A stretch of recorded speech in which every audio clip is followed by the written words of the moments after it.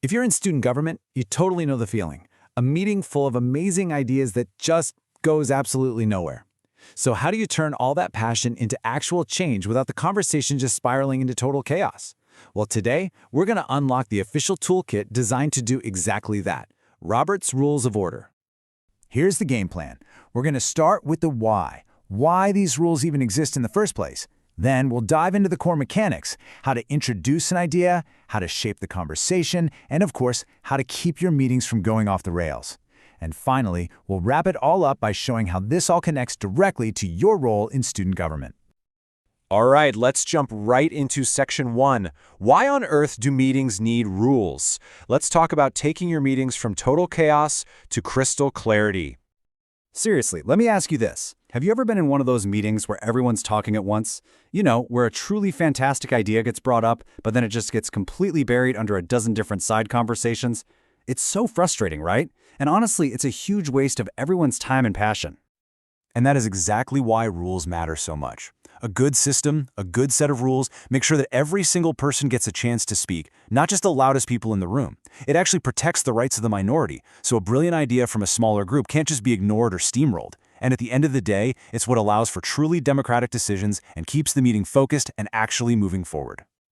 Now here's the kicker. This isn't just some good suggestion I'm throwing out there. Nope, this is a direct quote from your HESGA Constitution. It's the official, required system for how your meetings are supposed to run. You've actually already agreed to it. Okay, so if these rules are basically the law of the land, how do they actually work? That brings us right into section 2, the main motion process. This is probably the single most important tool you have for bringing a brand new idea to the table. So what even is a main motion? It's really simple. It's just a formal proposal. It's the official way you stand up and say, hey everyone, I think our group should do this very specific thing. Seriously, every single decision, every event planned, every dollar spent, it all starts its life as a main motion. Let's make this real. Imagine you're part of the talent show commission. You need some money for decorations. You wouldn't just casually say, hey, we need some cash. You'd make a formal motion. You'd say something exactly like this. I move to allocate $50 for the talent show decorations. See how that's specific, it's clear, and it's something the group can actually vote on? And once you've made a motion, it goes on this very clear 7-step journey. First, you make the motion, then someone else has to say second, which just means they think it's an idea worth talking about. After that, the chairperson officially states the motion for the whole group. That opens the floor for debate. Once the debate is over, you vote. And finally, the chair announces the result. It's a super predictable path that takes you from an idea to an actual decision. Okay, on to section 3, changing the conversation. Because, let's be real, not every idea is perfect right out of the gate. So let's look at the tools you have to tweak and manage emotion once it's already on the floor. So, what happens if you think spending money on the talent show is a great idea, but maybe you think the amount is a little off? You don't have to just vote no and kill the whole thing. You've got another tool in your belt. You can amend the motion. It's a fantastic way to work together to make a good idea even better. So, using our talent show example, you could stand up and say, I move to amend the motion by striking out $50 and inserting $75. And here's what happens. The group then debates and votes on your amendment first. If your amendment passes, the debate then continues on the new modified motion to spend $75. Pretty cool, right? Now, what if you just need to pause the discussion? This is a big one that confuses a lot of people. Think of it like this. Laying on the table is like pulling the emergency brake. You do it when something way more urgent comes up and there's no set time to come back to it. Postponing, on the other hand, is like hitting the pause button with a plan. You're actually scheduling a specific time to pick the discussion back up.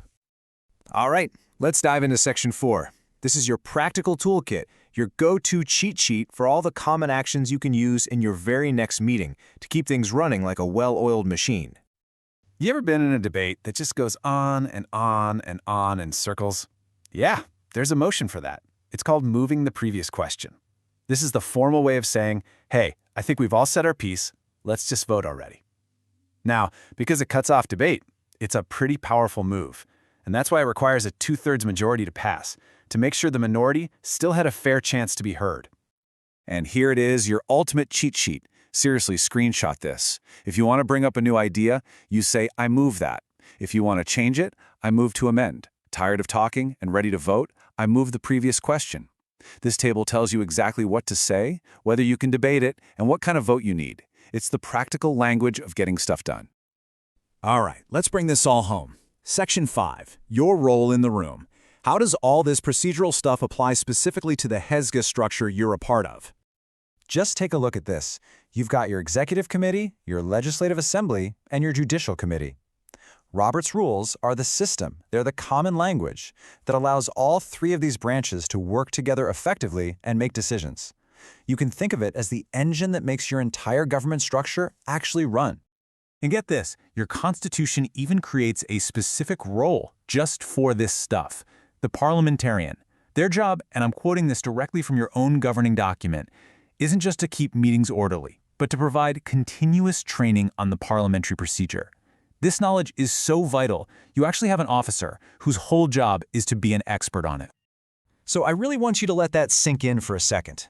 These aren't just some abstract, dusty old rules from a book. Because they are literally written into your Constitution, they are your rules for your student government, designed to make your work more effective and fair. And at the end of the day, it all comes down to this: the power of one. One single student with one well-thought-out idea can literally change school policy, create a brand new event, or improve life for everyone, but only if they know the procedure to make their voice heard in a way that actually leads to action. So the single most crucial point is this. Please don't think of these rules as restrictive or boring. Think of them as tools for empowerment. They level the playing field. They are a system designed from the ground up to make sure every single voice has a chance to be heard and every good idea gets a totally fair shot. So there you have it. You have the toolkit, you know the language, you understand the procedure. The only question left is, what change are you going to propose first?